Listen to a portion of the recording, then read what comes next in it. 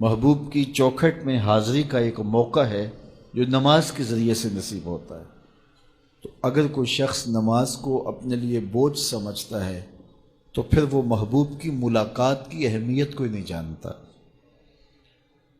نماز کے لیے جب اذان پکاری جائے تو بندے کو خوشی، فرحت اور مسرت ہونی چاہیے کہ میں اب رب کے حضور حاضر ہوں گا، نہ یہ کہ وہ گھڑی پہ نظر ڈال کے کہے کہ ابھی تو آئے ہیں پھر دوبارہ اذان شروع ہو گئی، تو پھر اس کو شوق نہیں ہے مالک کے حضور حاضر ہونے کا۔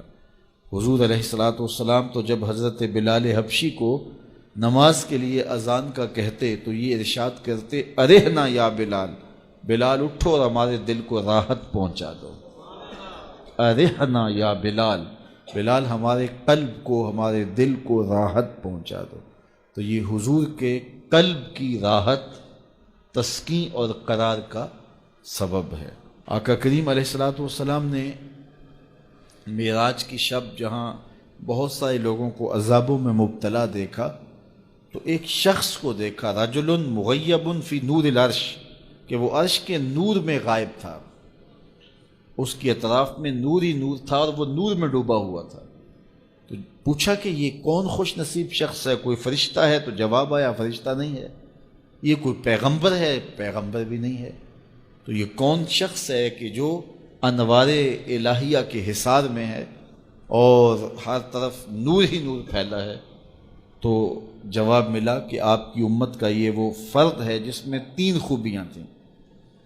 پہلی خوبی تو یہ کہ اس کی زبان اللہ کے ذکر سے تر رہتی تھی، اور دوسری خوبی اس میں یہ تھی وَقَلْبُهُ مُعَلَّقٌ بِالْمَسَاجِدِ، اور اس کا دل مسجدوں کے ساتھ لٹکا ہوا تھا، مسجدوں کے ساتھ دل بستگی تھی سے۔ فرمایا کچھ لوگ ہوتے ہیں کہ وہ مسجدوں کی میخیں ہوتی ہیں، جس طرح وہ کیل لکڑی میں ٹھک جاتا ہے تو یہ بھی مسجدوں میں ٹھکے رہتے ہیں، جب بھی ڈھونڈو گے مسجد سے ملیں گے۔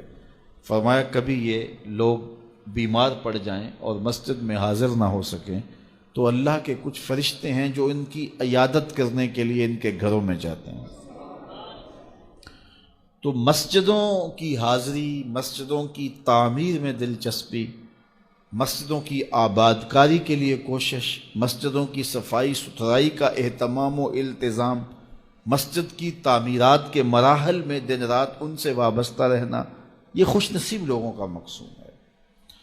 فرمایا کہ اللہ کے گھر وہی تعمیر کرتے ہیں جو اللہ اور پچھلے دن پر ایمان لاتے ہیں۔ تو مسجدوں کی تعمیر یقیناً اللہ جل شانہ کی خاص رضا نصیب کرتی ہے۔ ایک روایت میں آتا ہے جس نے تتر کے گھونسلے کے برابر مسجد کی تعمیر کی، فرمایا اللہ جنت میں اس کا محل بنا رہا ہے، اللہ اس کا محل تعمیر کرے گا، اس کو محل عطا کرے گا۔ تو یہ تعمیر مسجد یہ خوش نصیب لوگوں کا مقصوم ہے۔ تو مسجدوں کی آبادی اور مسجدوں میں وابستہ رہنا اور دل بستہ ہونا مساجد کے ساتھ، یہ خوش نصیب لوگوں کا مقصوم ہے۔ تو بدبخت لوگوں کو یہ سعادت نصیب نہیں ہوتی۔ اچھا، تیسری بات فرمایا کہ جو اس شخص کی خوبی ہے یہ آج تک اپنے والد گرامی اور اپنی والدہ ماجدہ کو گالی کا سبب نہیں بنا، یعنی کبھی اس نے کوئی ایسا فعل نہیں کیا کہ لوگوں نے کہا کہ یہ کس ماں باپ کا بیٹا ہے اور لوگوں نے اس کے ماں باپ کو برا کہا ہو اس کی وجہ سے۔ تو یہ 3 خوبیاں اس شخص کے اندر پائی جاتی ہیں، اور آج یہ اللہ کے عرش کے نور کے سائے میں اپنے آپ کو کھڑا ہوا پا رہا ہے۔ تو جن کے سر نماز سے بوجھل رہیں، مسجد کی حاضری جن کے لیے شاق ہو اور مسجد